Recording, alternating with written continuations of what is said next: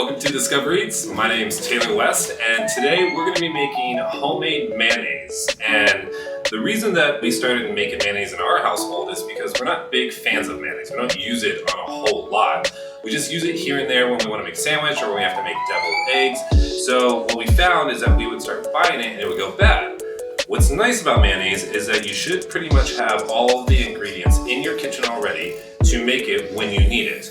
Not only that, but when you start making it, you can also make it your own, either by spicing it up, add in your favorite herbs, add in your favorite taste, and it just tastes so much better. So this is why we started making it. I'm gonna show you guys how to do it. It really should only take up a couple of minutes, but it starts off with 3 egg yolks, and we are gonna be using a KitchenAid today for the whisk. There are multiple ways that you can use it. So you can use a food processor, you can use a blender, or you can just use a hand whisk as well. But we're gonna use this today. I'm just gonna plop 3 egg yolks, so there's no egg whites in it whatsoever. I'm gonna put those into there.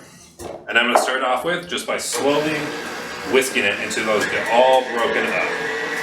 Should only take about a minute or two. Lock that into place. And now all the other ingredients are essentially just adding into it. So I'm gonna start off with some yellow mustard, and this is just a normal deli mustard that you would put on a sandwich. Again, another ingredient that you should have in your home. I'm gonna add normal table salt. There is 2 tablespoons of table salt there. And then a half a teaspoon of pepper. I'm gonna let that in, and then I have a full lemon that I have juiced, and I'm just gonna add that right into there. There we go. By now, I should start to have a really nice mixture. I'm just gonna pump that up a little bit. I have a couple of things sticking to the side here. I'm just gonna scrape that, get that right into there, mix it up a little bit with the spatula. There we go. So now I have this really nice mixture, and the secret to making really great mayonnaise is to add in the oil very, very slowly. So I have 1 1/3 cups of neutral oil. This is just canola oil. You can use peanut oil, anything that just doesn't have a flavor. So definitely not olive oil, but anything that's just neutral. And I'm gonna slowly start adding it in there. Very little, very, very slowly. I may even stop a little bit, whisk it up. I'm just gonna kind of let it do its thing.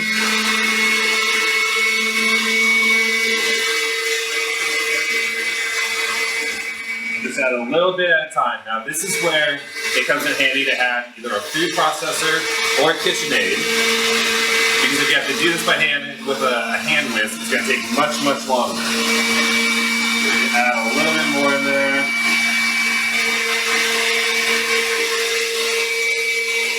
My setting is on high right now, and by now I have this creamy mixture. Once I get through the rest of this, it's going to start turning into a fluffy mayonnaise that we all want. A little more. It's starting to thicken up a lot.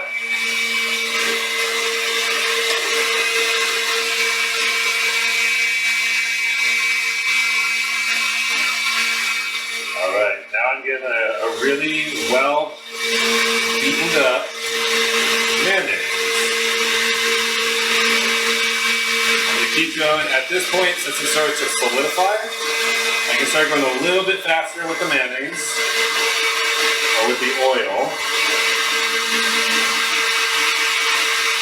Alright, there we go.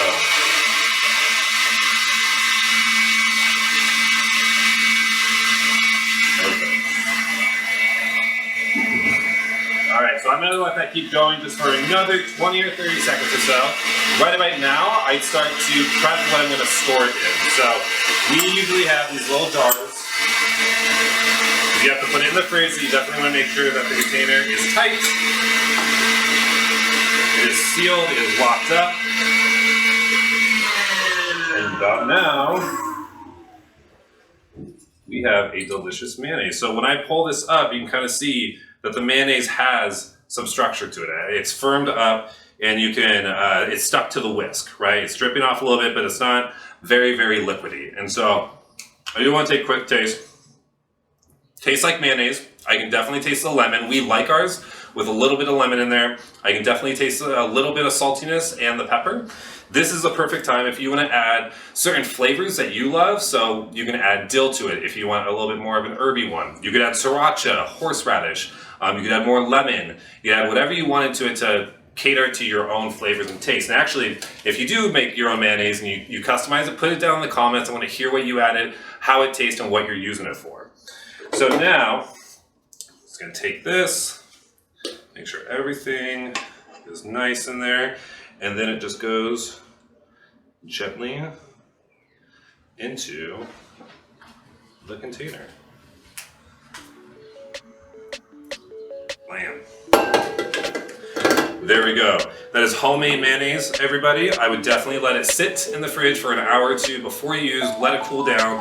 As it sits in the fridge, it'll get a little bit more structure, a little bit more firmness to it, like that store-bought mayonnaise that you buy from a grocery store.